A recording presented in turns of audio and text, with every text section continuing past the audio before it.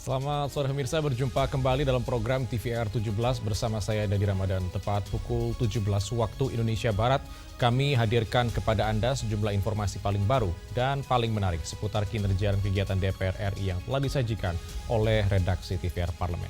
Dan pemirsa, TVR Parlemen inilah TVR 17 selengkapnya.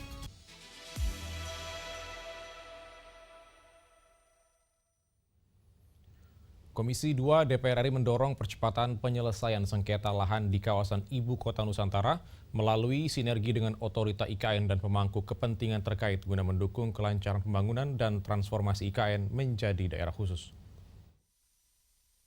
Persiapan otorita Ibu Kota Nusantara atau IKN sebagai pemerintah daerah khusus masih dihadapkan pada persoalan pertanahan yang menghambat pembangunan. Komisi 2 DPR RI mendorong percepatan penyelesaian persoalan sengketa lahan yang muncul di sekitar proyek strategis IKN.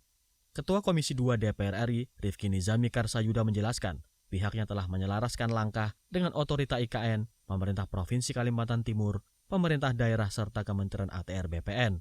Sinergi itu dibutuhkan untuk menyiapkan pelaksanaan amanat Undang-Undang Nomor 3 Tahun 2022 tentang IKN. Kita berharap persoalan-persoalan yang memungkinkan terjadinya konflik agraria itu bisa dimitigasi dengan baik. Tadi semua pihak, Pak Gubernur, Kepala Otorita IKN, termasuk Kementerian ATR BPN, menyampaikan komitmen baiknya. Ada hal-hal yang memang harus nanti kami ambil alih koordinasinya. Sementara itu, anggota Komisi 2 DPR RI Aziz Subekti mengungkapkan adanya kendala pembebasan lahan untuk pembangunan jalan tol di Penajam Pasir Utara. Menurutnya, persoalan administrasi dan legalitas lahan perlu diselesaikan agar proses pembangunan IKN berjalan cepat. Tadi disampaikan laporan dari Wakil Bupati Penajam Pasir Utara soal pembebasan lahan yang terkait dengan penggunaan untuk tol di PPU. Sudah dilakukan prosesnya, tapi masih dinilai berdasarkan fakta hukum belum bisa untuk direalisasikan karena ada hal-hal yang ditemukan tidak sinkron dengan alas haknya. Dari Balikpapan, Kalimantan Timur, Dwi Utomo, TVR Parlemen melaporkan.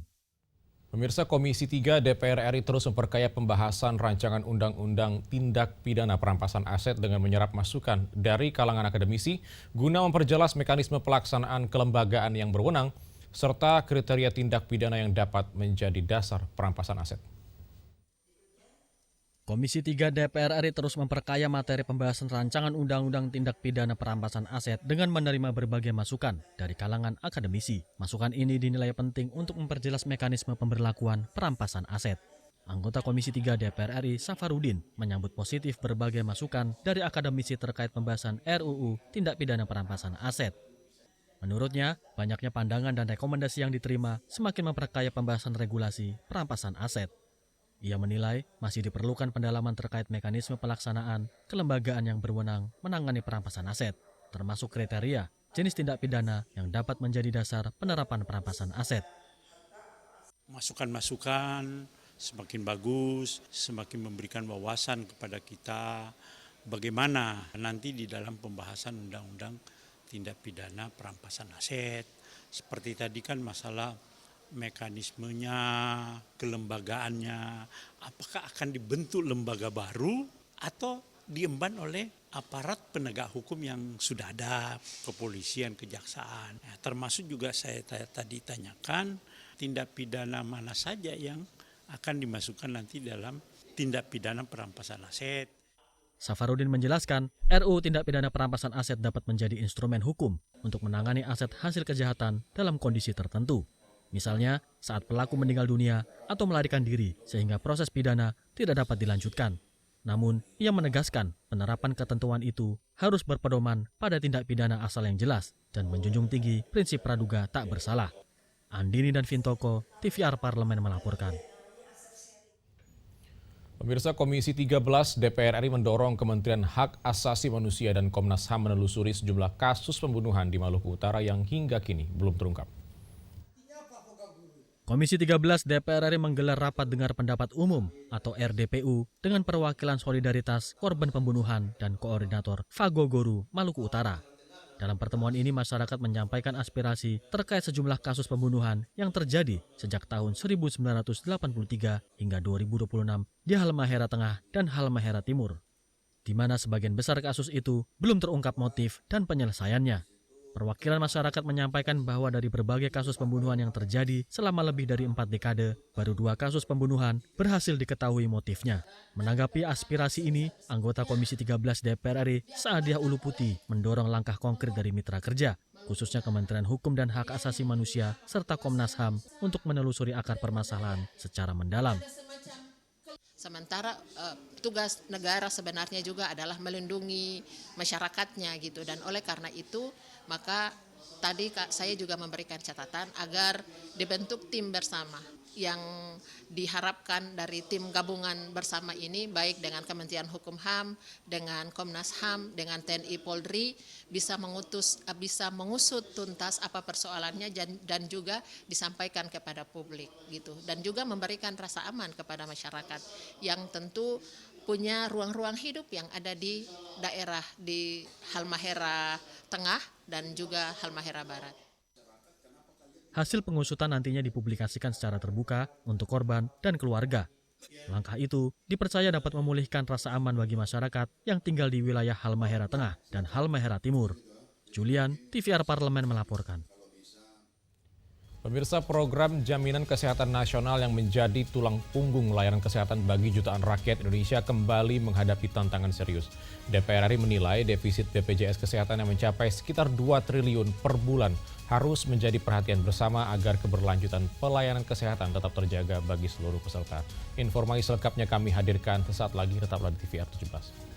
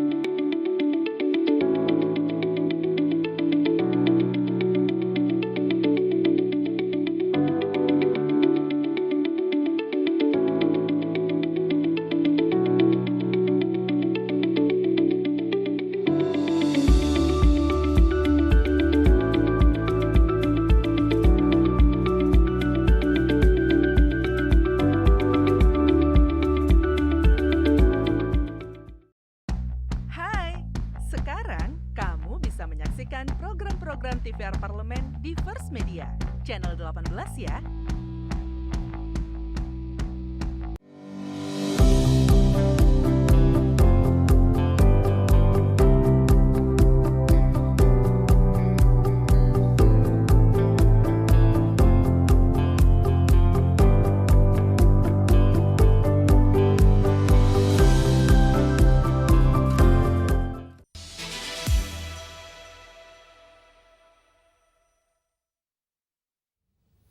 Kembali di TVR 17, pemirsa, DPR RI berpandangan bahwa solusi mendasar yang perlu dilakukan adalah menyeimbangkan kembali pendanaan JKN, baik melalui peningkatan penerimaan maupun tambahan dukungan dari anggaran pendapatan dan belanja negara. Dengan pendanaan yang lebih kuat dan berkelanjutan, program JKN diharapkan mampu terus memberikan perlindungan kesehatan yang optimal sekaligus menjaga akses layanan yang adil bagi seluruh masyarakat Indonesia. Dan kita simak liputan mendalam yang telah dikemas tim redaksi TVR Parlemen dalam segmen editorial Parlemen. Berikut ini.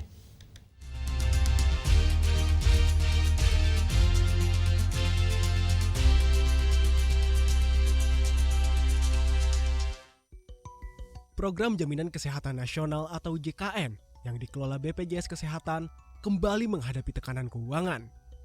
Rasio klaim JKN yang telah melampaui batas ideal, yakni mencapai 108%, menjadi salah satu penyebab BPJS Kesehatan mengalami pembengkakan defisit hingga 2 triliun rupiah per bulannya.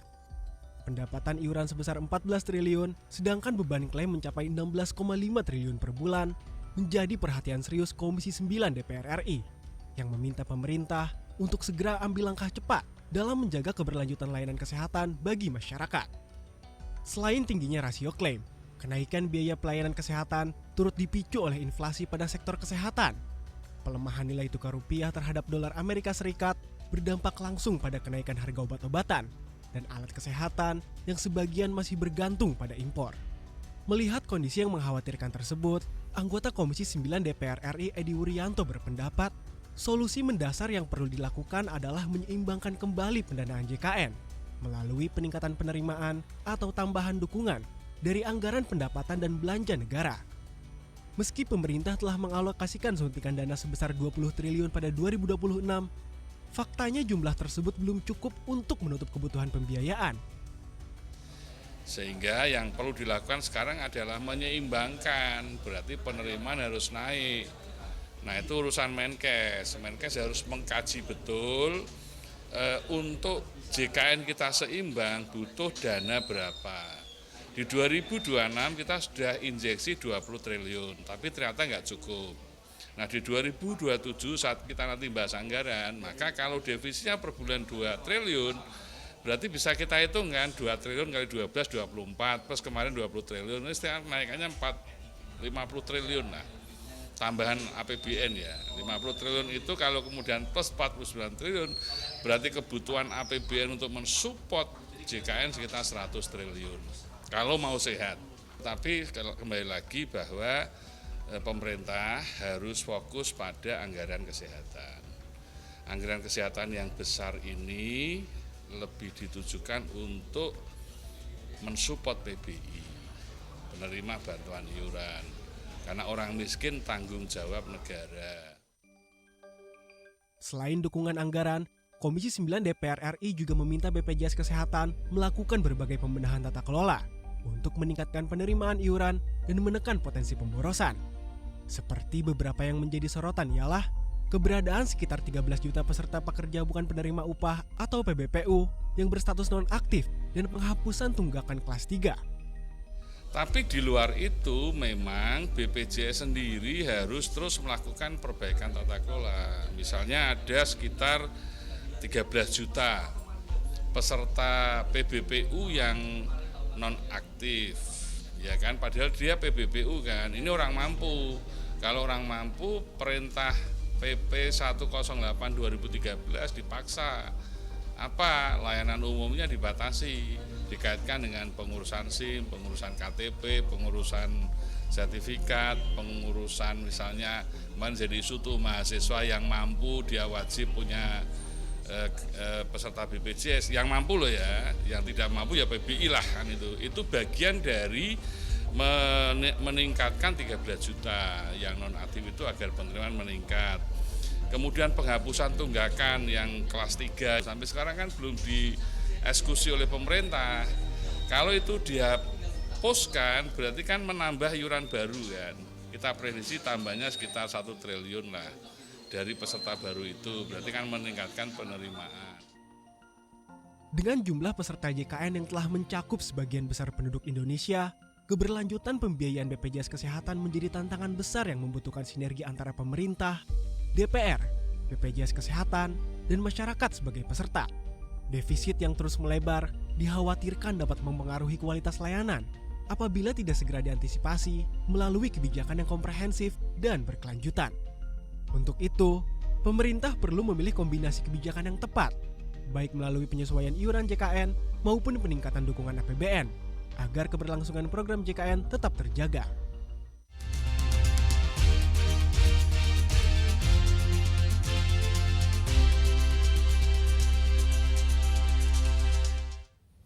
Pemirsa, nilai tukar rupiah yang masih mengalami tekanan menjadi persoalan yang harus segera ditangani secara komprehensif. Informasi selengkapnya akan kami hadirkan saat lagi. Tetaplah bersama kami di TVR 17. Banyak ajaran-ajaran ataupun ilmu-ilmu dari ayahanda, bimbingan serta arahan dari teman-teman senior, dan alhamdulillah teman-teman dari PKB pun mendukung dan juga mensupport.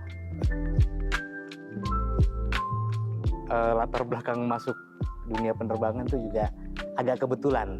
Kalau kita lihat secara kilas, penerbangan sih keren sih, Bang. Seru sih, keren. KMO adalah bandara Medan. Medan. Kuala Namu di mana ya, KMO? Di Medan ya? Betul. Iya, Medan berarti. Aviasi PPL merupakan lisensi untuk penerbangan pesawat pribadi atau komersial. PPL tuh private pilot license, berarti private pribadi ya? Berarti Gus yang ini ya? Enggak, kita komersial udah. Komersial. Udah sampai komersial. Makanya lama. Terima kasih. Hanya di TVR Parlemen.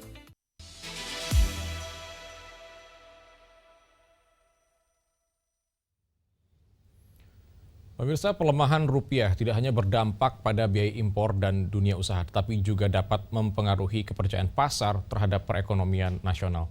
Dalam kondisi seperti ini, pemerintah dituntut untuk menjaga kredibilitas kebijakan fiskal dan moneter, serta memberikan kepastian bagi pelaku usaha dan investor. Kepercayaan pasar menjadi modal penting untuk menjaga stabilitas ekonomi dan mencegah tekanan lain yang lebih besar terhadap nilai tukar rupiah. Lalu langkah apa yang perlu dilakukan pemerintah untuk memperkuat kepercayaan pasar di tengah tekanan terhadap rupiah saat ini? Berikut laporan selengkapnya dari rekan kami Alfat Rizky dari Gedung DPR RI Senayan, Jakarta. Baik pemirsa TVR Parlemen, seperti yang diketahui bahwa rupiah akhir-akhir ini menyentuh hingga 17.500 lebih, dan ini menandakan bahwa kita bertanya apakah saat ini ekonomi Indonesia ini baik-baik saja dan apakah stabilitas ekonomi nasional ini dapat terjaga ke depannya.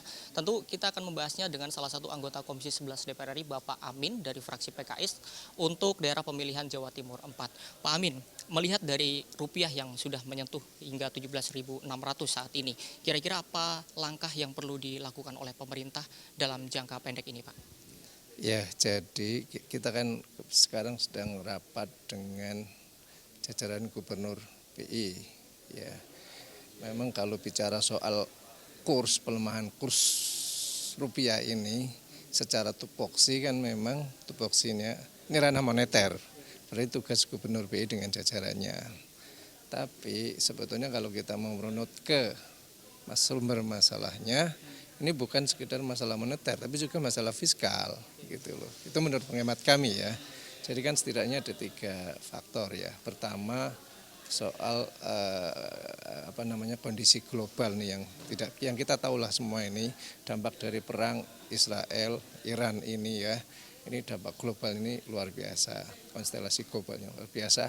Kemudian yang kedua, ini juga menyangkut soal kepercayaan pelaku pasar terhadap kondisi fiskal Indonesia. Menurut saya begitu. Andainya kondisi global begini, tapi pasar sangat percaya, pelaku pasar sangat percaya, fiskal ini sangat baik, ya. Nah, tentu mungkin rupiah nggak akan seperti ini. Jadi ada pengaruh fiskalnya juga. Dan disinilah pentingnya pemerintah dan melakukan langkah-langkah yang strategis untuk menangani ini. Bahwa ini menjadi tupoksinya BI, ya, tapi pemerintah juga harus terlibat. Dalam hal ini Menteri Keuangan juga harus terlibat untuk menangani. Kemudian yang ketiga, di saat yang bersamaan kan kita ketahui the Fed atau yield US Treasury itu, ya, mereka menaikkan rate suku bunganya, gitu loh, sehingga itu memicu capital outflow yang begitu besar. Nah, tadi yang kami tanyakan kepada BI adalah, BI kan sudah melakukan 7 langkah strategis itu. Nah, dari 7 langkah strategis itu yang sudah dilakukan secara efektif itu apa? Sejauh mana proporsinya? Kok ini kurs rupiah masih segini, malah cenderungnya melemah terus ini loh. Ya, di mana masalahnya gitu kan? Yang salah satunya kan memang tadi membeli melepas dolar gitu kan, tentu dengan cadangan devisa kita. Nah, dari catatan kami dari akhir Desember 2025 sampai April 2026 ini, cadangan devisa kita sudah berkurang kurang lebih 10 miliar dolar US dollar. Dari dulu 156 sekarang tinggal 146. Nah, ini kira-kira mau berapa banyak lagi yang bisa digunakan untuk melakukan penetrasi itu sehingga kurs rupiah itu membaik gitu loh. itu berapa. Tadi kami tanyakan, memang kami juga nggak tahu persis hitung-hitungannya, cadangan devisa kita masih aman juga di angka berapa kira-kira begitu. Dan bisa digunakan untuk melakukan penetrasi sehingga rupiah itu menguat, itu ada berapa. Ya, selain tentu saja kebijakan-kebijakan lain yang tadi juga disampaikan oleh sebagian anggota, termasuk misalnya soal BI rate itu. Tapi tentu saja mohon maaf karena juga masalah sensitif ini. Ini masalah yang sangat sensitif. Di saat kita kondisi sektor real sedang tidak baik-baik saja, kita menaikkan suku bunga acuan BI, nanti dampaknya ke naiknya deposito, kredit ke ini akan semakin mahal. Padahal dengan BI rate yang sekarang sekitar 4,75% saja itu, ya ini sektor real hari ini tidak bergerak. Ya Pak Purjaya sudah ngambil duit cadangan di BI, pemerintah ditaruh perbankan, ternyata liquidnya di perbankan, bukan di sektor real. Itu juga yang kami tanyakan soal KLM, kredit likuiditas makro prudensial. BI sudah punya andil 388 triliun. Ya, sejauh mana angka 388 triliun itu benar-benar tidak berhenti di likuiditasnya di perbankan saja. Sejauh mana ini bisa tertransmisi kepada sektor real gitu loh. Nah ini BI kan harus mengawal gitu masalah gini, harus mengawal sehingga nanti ini kaitannya memang dengan fiskal ya. Ini akan berdampak kepada kepercayaan para pelaku pasar. Nah oleh karena itu tadi rekan kami Mas Khalid menyampaikan, jadi masalah ekspektasi, masalah persepsi ya ini harus benar-benar dibangun oleh pemerintah dalam hal ini juga BI pada para pelaku pasar sehingga mereka itu optimis.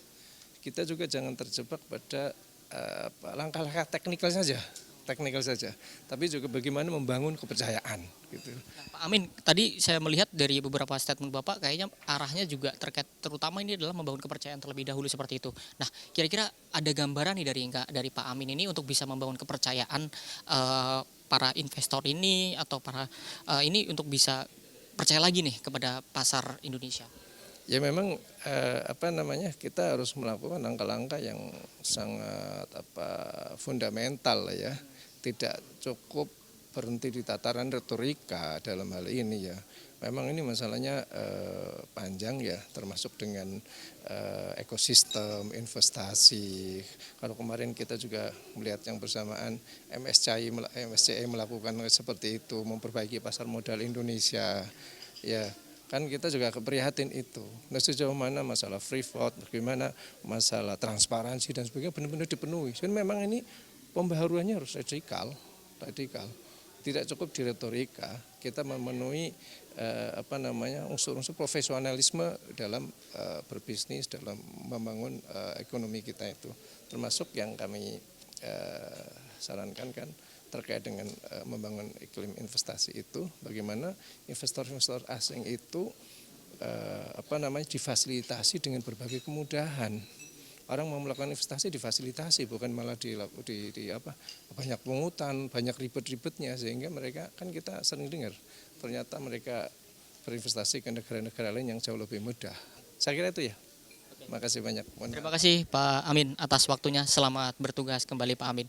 Dan pemirsa TVR Parlemen, itulah wawancara saya dengan salah satu anggota Komisi 11 DPR RI. Tadi Pak Amin menyatakan bahwa di tengah pelemahan ekonomi atau pelemahan nilai tukar rupiah ini tentu yang perlu dijaga oleh pemerintah adalah terkait dengan kepercayaan investor terhadap pasar Indonesia. Dan juga tadi Pak Amin berharap agar kondisi pelemahan rupiah ini dapat segera distabilkan dan juga tidak berlangsung dalam waktu yang lama. Untuk itu saya kembalikan ke studio. Selanjutnya pemirsa, apa saja yang menjadi sorotan di media online nasional pada hari ini? Usai jeda tetaplah di TVR 17.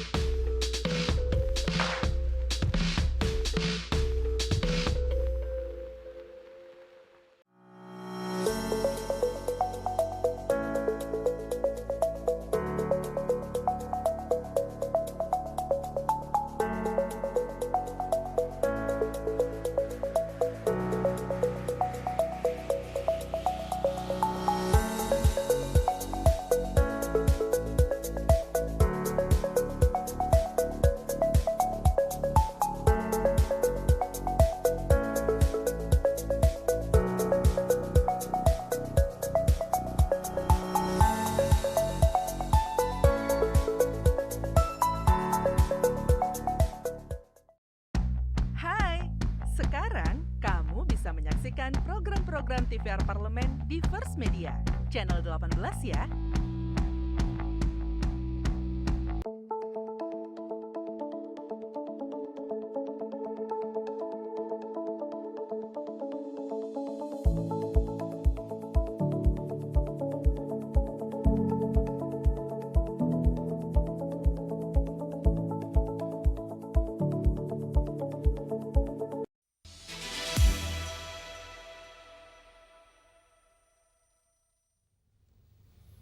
Kembali di TVR 17, pemirsa, kali ini kita masuk ke segmen media online nasional dan mari kita simak isu apa saja yang menjadi sorotan media serta tanggapan dari sejumlah anggota Dewan bersama rekan kami Elisa Purba.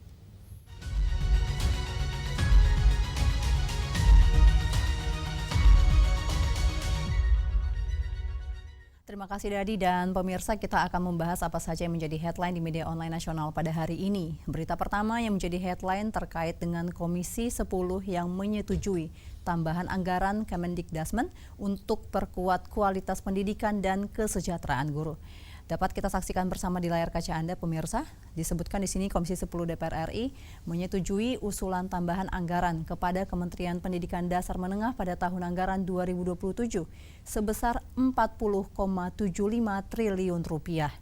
Dukungan ini menegaskan komitmen negara untuk menjadikan pendidikan sebagai prioritas dan investasi jangka panjang dalam menyiapkan generasi muda yang unggul, berdaya saing, serta siap menghadapi tantangan masa depan. Disebutkan Wakil Ketua Komisi 10 DPR RI Lalu Hardani Irvani menilai anggaran pendidikan bukan sekadar belanja pemerintah, melainkan investasi untuk memperkuat sumber daya manusia Indonesia. Oleh karenanya, Komisi 10 DPR RI akan mengawal usulan tersebut dalam pembahasan bersama Badan Anggaran agar program prioritas pendidikan dapat berjalan secara optimal dan merata. Target alokasi anggaran akan difokuskan untuk mendukung wajib belajar 13 tahun, meningkatkan kualitas pembelajaran, kompetensi dan kesejahteraan guru, serta penyediaan sarana pendidikan. Tentu penguatan anggaran pendidikan tinggi juga akan didukung melalui perluasan beasiswa dan pengembangan riset serta inovasi. Dan DPR RI menekankan peningkatan kualitas pendidikan harus diikuti perencanaan yang terukur dan akuntabel. Pemerintah didorong menyusun standar biaya minimum pendidikan di setiap jenjang agar setiap program tepat sasaran dan memberikan manfaat nyata bagi setiap peserta didik. Kita beralih ke informasi selanjutnya yang menjadi headline di media online terkait dengan Komisi 13 setujui naturalisasi Mitchell Baker dan Luke Vickery. Disebutkan pemirsa di layar kaca Anda, di sini Komisi 13 DPR RI menyoroti dan juga terkait persetujuannya terkait rekomendasi naturalisasi atlet sepak bola Mitchell Lee Baker dan Luke Anthony Vickery dalam rapat kerja bersama pemerintah dan PSSI. Persetujuan ini menjadi bagian dari upaya memperkuat tim nasional Indonesia sekaligus mendukung pembangunan olahraga nasional yang berorientasi pada prestasi. Pemerintah menjelaskan bahwa Mitchell Baker dan Luke Vickery memiliki garis keturunan Indonesia serta telah menyatakan komitmen untuk membela merah putih. Kehadiran keduanya diproyeksikan akan menambah kedalaman dan kualitas tim sekaligus menjadi bagian dari strategi jangka panjang dalam membangun ekosistem sepak bola Indonesia yang semakin kompetitif. Tentu dengan persetujuan Komisi 13 DPR RI, proses naturalisasi selanjutnya akan diteruskan sesuai mekanisme yang berlaku hingga penetapan sebagai warga negara Indonesia.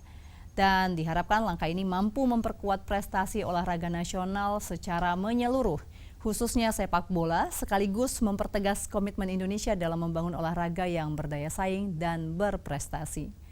Itu dia pemirsa headline di media online pada hari ini terkait Komisi 10 setujui tambahan anggaran Kemendikdasmen untuk perkuat kualitas pendidikan dan kesejahteraan guru. Juga Komisi 13 yang menyetujui naturalisasi Mitchell Baker dan Luke Vickery. Sekian dari saya, kembali ke Dadi.